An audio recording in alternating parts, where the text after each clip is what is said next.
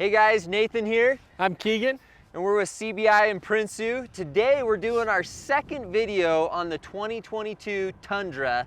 And we brought in the resident expert, Keegan, who owns the second gen CBI Tundra. Let's get into it. Let's do it.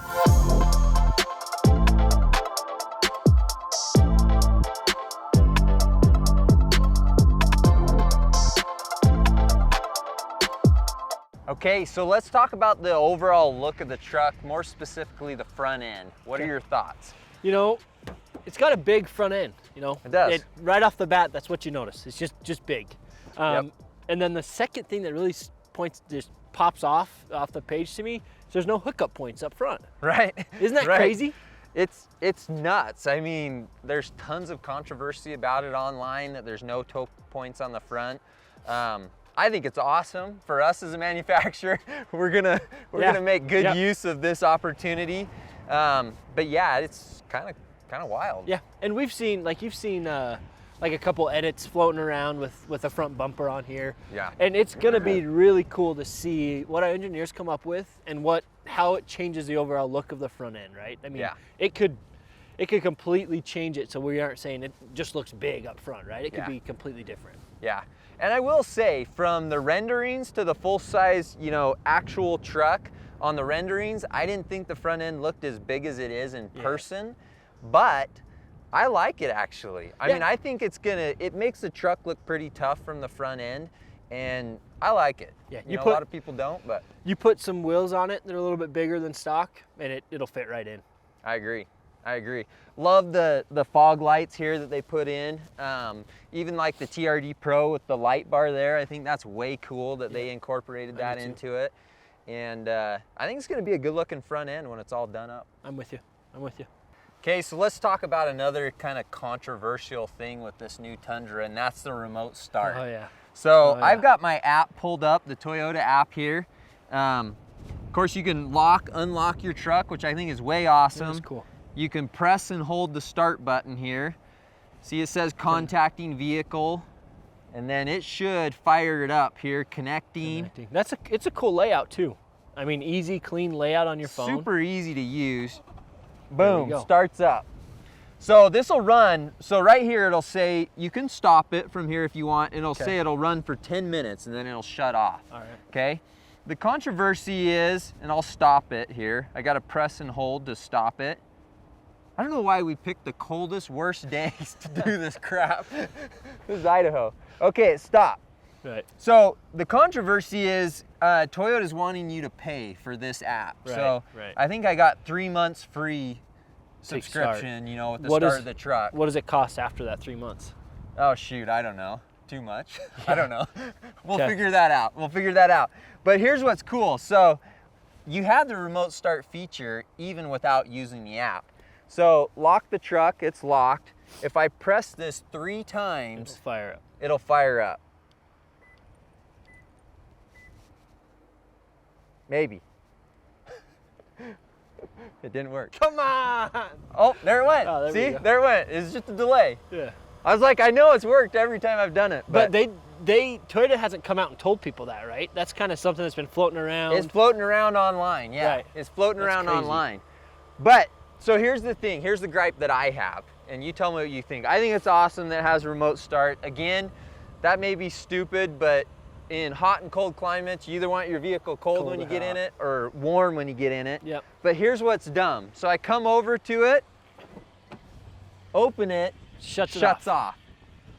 So I gotta start it when I get back in. Yeah, it may be warm inside, but I really wish they would have allowed the truck to stay running, hop in, like some of the other vehicles, you hit the start button, it activates it, says you're in the truck, and put it in gear and go. Yeah, I wonder why. I wonder if it's a security issue that they're worried about or what, but seems odd.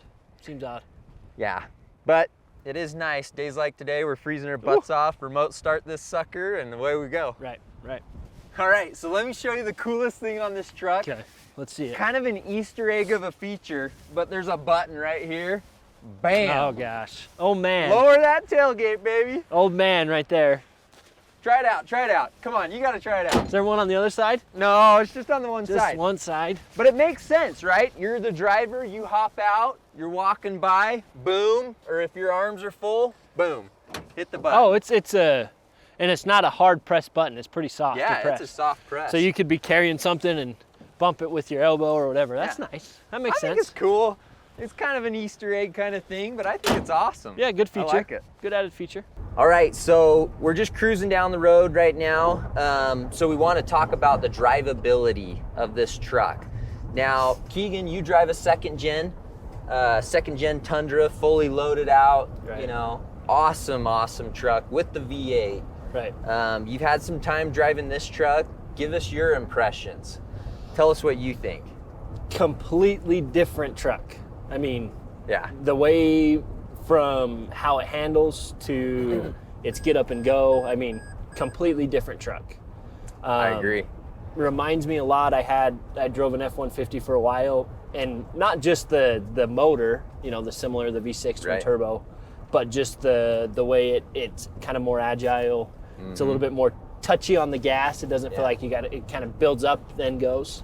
Yeah. And it's nice. You know, I don't know if I'd switch over my truck today, but it's nice. It's a good truck. So that was kind of my impressions too. I mean, from driving the second gen, it's been a while since I've driven a second gen totally stock like this truck. But this truck just feels lighter. The steering, the maneuverability, it just feels lighter. Yeah.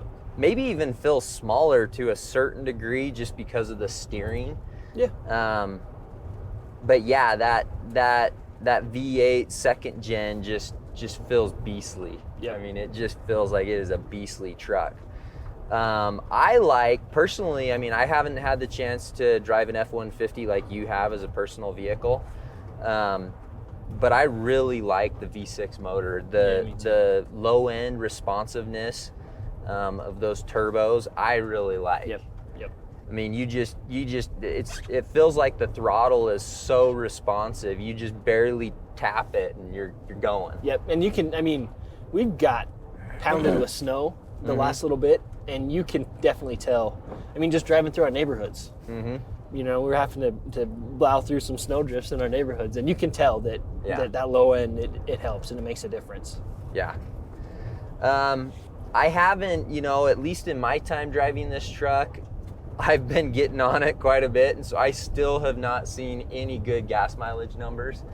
Truck's showing 13.1 right now, and I've been in the, high 12s to low 15s, 16s. I drove up to Rexburg and back a couple times, so that was all highway driving.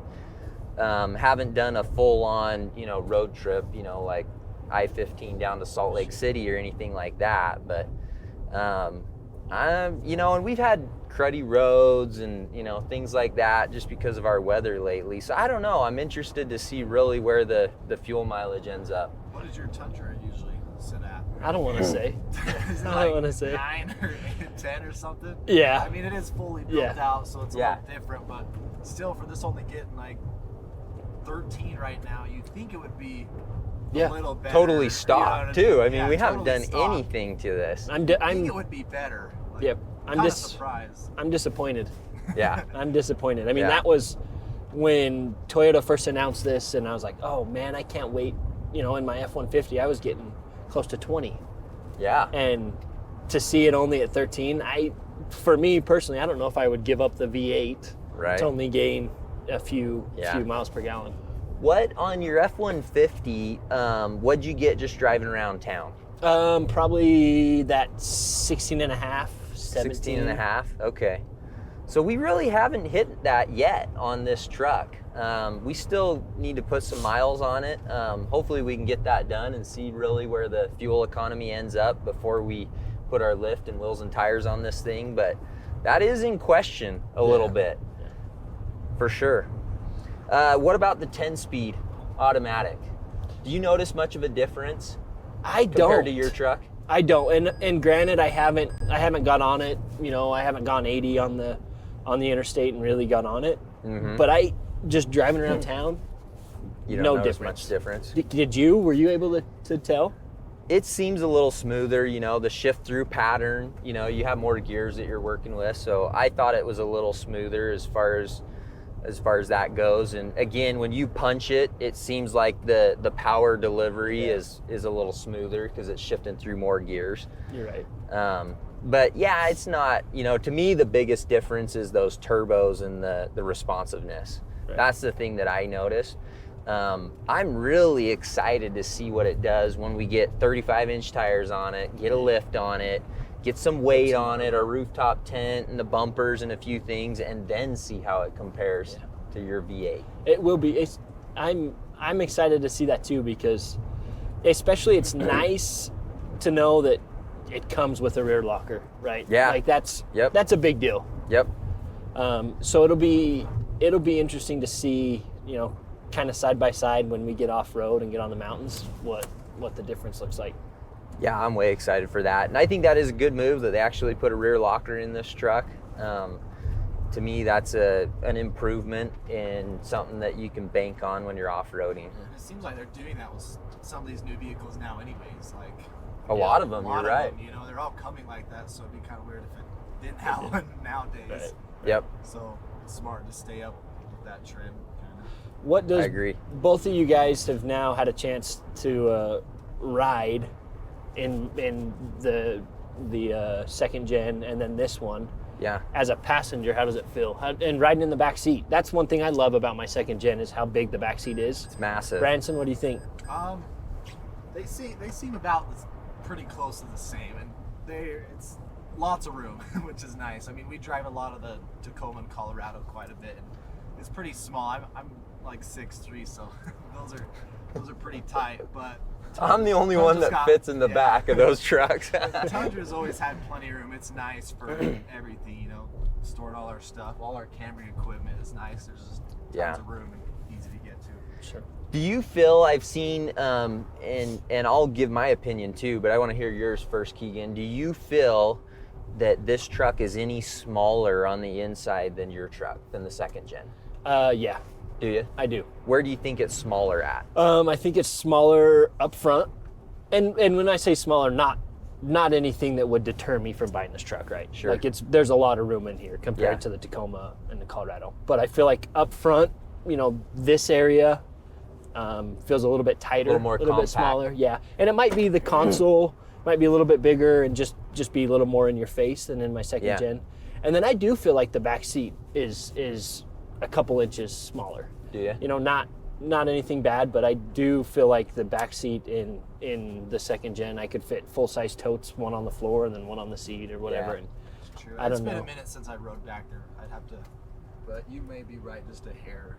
Yeah. Smaller. And of course, you know, driving my second gen around, it's got a lift in 35s and it just feels big. Right. But just driving around, I feel like side to side of the car is a lot smaller as well. Yeah. And it might be just because it's a little more agile and drives a little bit better, but Sure.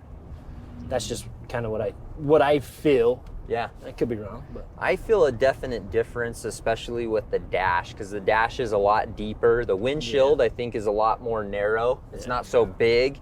And even the view out the front windshield, you know, you kind of almost have like this panoramic, you know, view out of the second gen. It's got a pretty good sized windshield on it. Yep.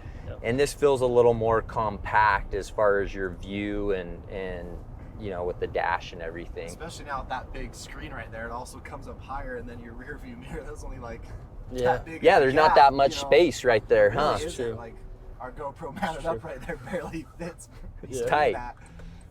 And it's this, tight. I mean, speaking on the interior and kind of this whole setup up front, it feels kind of like an old man's truck to me, right? Like kind of a truck where guys go and cruise and don't ever leave the pavement. And I'd be, you know, I was joking with Branson earlier. It's like, I don't want to get this dirty on the inside. Yeah. You know what I mean? Like it just feels like I'm driving my old grumpy grandpa's truck. Yeah. You know, and of course that'll change as we, you know, build it out. But that's just kind of the initial feel. I agree. So what stands out to you most about this interior versus yours, the second gen? Oh, just the big screen. That's it. I mean, mine is the size of a small book. Yeah. Right, and this is This is like my 5th grade math book, right? Yeah. I mean, so do you like the big screen? I do. Do you? I do. I think anytime that there's more technology included, I think that's cool. I do too. I'm worried about my daughter getting mad one day and throwing her sippy cup from the back seat and smashing the screen. What's it gonna do to your big TV here? But no, I like it. And like you joke about the heated steering wheel and even the cooled seats. Mm-hmm. And that's nice. You know, I feel like a lot of other truck brands have had that incorporated for a few years now, and so it's cool to see Toyota step up when it comes to the Tundra. I totally agree. I mean, I'm all about the technology that they add on these vehicles. It creates some challenges for us as a manufacturer, building bumpers and components that may affect sensors and things on this truck. You know, it's kind of a nightmare and a headache. But as a user and a driver, I'm all for it. I mean, this big screen here, you know, I know people either love it or hate it. That's kind of the consensus online. But I love it. I mean, you look at the CarPlay that we have going right now, the buttons are big, the icons are big, everything is easy to read. You're not squinting or trying to, you know, determine what's going on the screen. It's just easy and it's usable. I mean, boom, boom, boom. You just hit any one of those icons and you've got all that information at your fingertips. So I like the technology, and even the rinky-dink things like heated and cooled seats. To me, those are important. I mean, it depends on where you're at. Cooled seats are important if you're in the South where it's warmer, but our summers are plenty hot. That cooled seat's gonna be a nice feature. And right now, the heated seats, you know, what was it, 3 days ago, we were in the 0 to negative temperatures, you know, and not getting much above 0 for our highs. That heated seat makes a huge difference. Yep. But that's also one of my biggest complaints is this limited model with the TRD package does not have a heated steering wheel, which I think is dumb. Like, this model should have a heated steering wheel. And that's it. To me, when I get out, jump in my truck in the morning, that heated steering wheel is super nice when it's cold out. I mean, that's a life changer. It's a simple thing, but it's a life changer. My wife loves that in our car. It's like a favorite thing. Talking about old man grandpas, you're sounding like an old man. Yeah, I'll take it, man. I want that convenience, you know? And even, you know, I know we brought this up in our last video, but it's got the spot right here for your phone, which I like. It's got a specific spot for your phone right in front. You know, it's visible. As the driver or the passenger, you can put your phones there and it's visible. Yeah. You can see, you know, information coming through, notifications, but there's no wireless charging there. And again, to me, for a non-base model, I even think on the base models that should be included. Everybody has a phone, and 90% of the phones these days are wireless charging capable, and it just saves you from carrying around your cord, you know. And it's got the jacks. It has the USB and the USB-C and all that, which is great. And they're all over from the back to the center console to the front. But to me, this truck should have it. And it's a little thing, but that bugs me that it doesn't. Yeah. What I mean, going on kind of the rest of this Jockey Box, Branson, I know you were mentioning some stuff earlier. Do you like kind of the features and the setup that it has here, or do you think it's kind of overdone? Yeah, it's kind of cool. I mean, I haven't driven either time too much, just kind of been passenger. And the middle console on the second gen is huge, which is massive. Really nice. And this one is big too. Except this one just has a lot more features to it that make it more easy to use and customizable inside. Like this little slot up here is super nice to be able to slide right back and doesn't have to lift up the whole thing every time. Like if he's driving, I can slide that back and reach in easily. And that's super nice and convenient. Yeah, that's totally my favorite feature of this. You know, I remember driving the second gen, and yeah, you have this console that you could about put all your camera gear in. I mean, it's huge. But if I'm sitting here in the passenger seat and you as the driver want to get into it, I got to move my arm, right? Yep. You got to lift this whole, I mean, almost like a hood of the vehicle. You got to lift it up. And not to mention all the stuff you stack on top of it, your phone or keys or whatever. Yeah, then you got to move that. Yeah. This, boom, slide that back, full access, grab your phone, plug in your charging cable, whatever it is, without me moving my arm. Yep. And as the driver or the passenger, you can do that, which I like that. Plus, we can show in the B-roll, but the center console is configurable with that piece that moves around, so you can adjust the compartment kind of, that you can build in there, which I think is kind of nice. Yeah, I do too. Personally. Another storage option that you were talking about, Nate, was the storage under the seat. Oh, yeah, that's huge. Tell us about that, because the second gen didn't have it, and the TRD Pro model doesn't have it, right? The TRD Pro model doesn't have it. They're putting the batteries and components to the hybrid system there. And to me, that was a huge miss on the second gen, because anybody, whether you're off-roading and overlanding in this truck or using it as a work truck or a farm truck, you need storage for your jumper cables, for your tow straps, for your tie downs, whatever it is. And this truck has it, which I think is huge. To me, that is a huge benefit. So much so that for me personally, I would seriously consider not going with that new IMAX hybrid motor for that reason, because you're gonna lose that. And to me, it's well worth it to have it.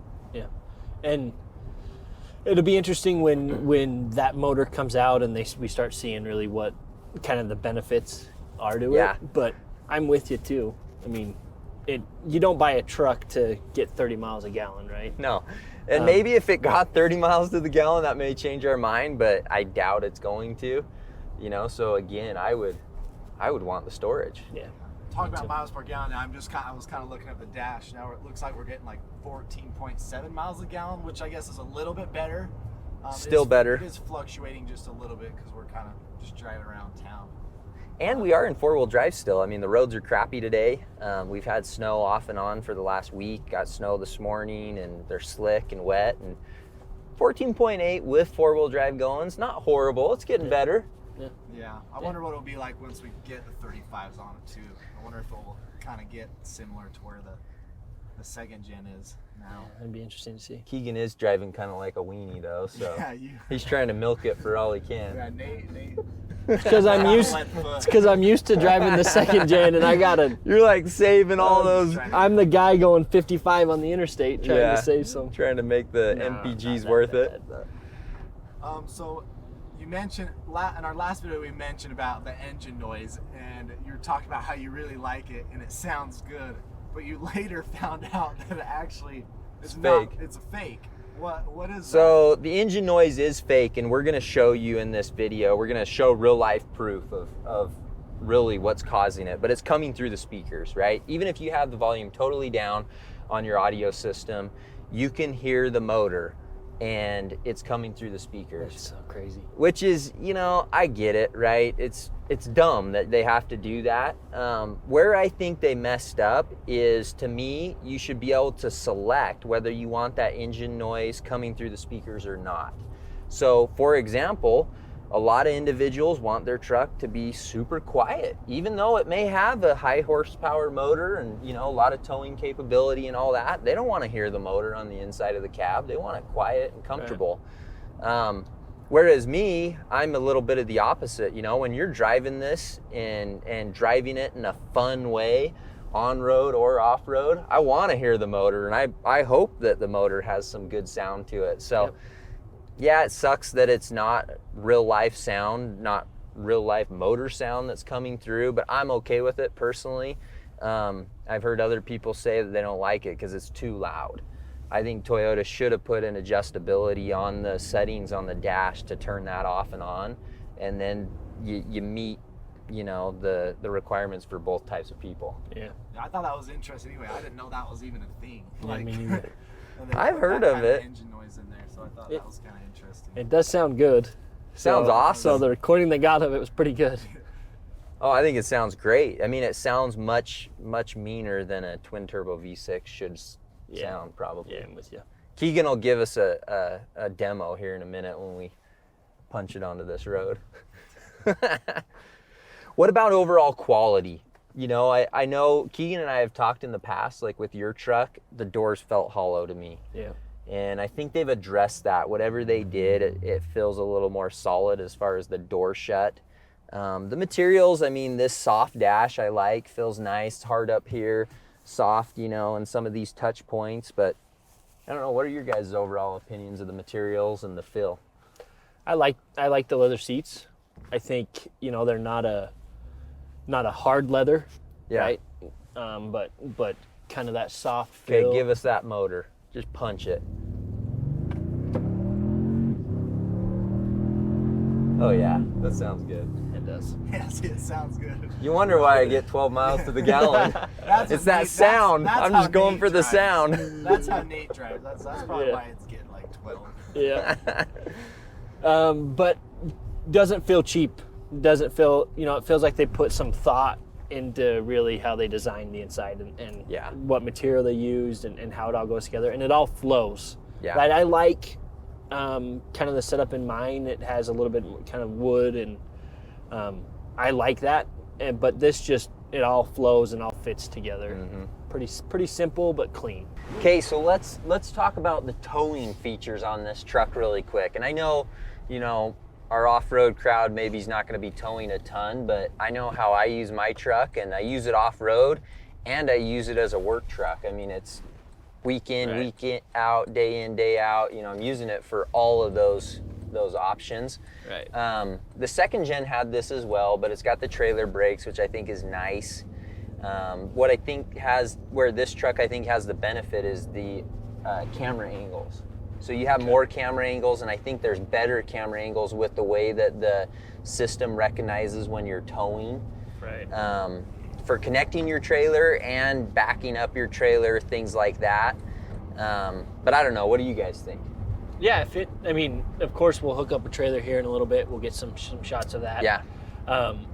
But yeah, as long as it has kind of all these new features that every truck company's rolled out with, then I'd have no issue with it. And towing previously with my F-150, it towed awesome. And I imagine that with this motor, it'll do the same.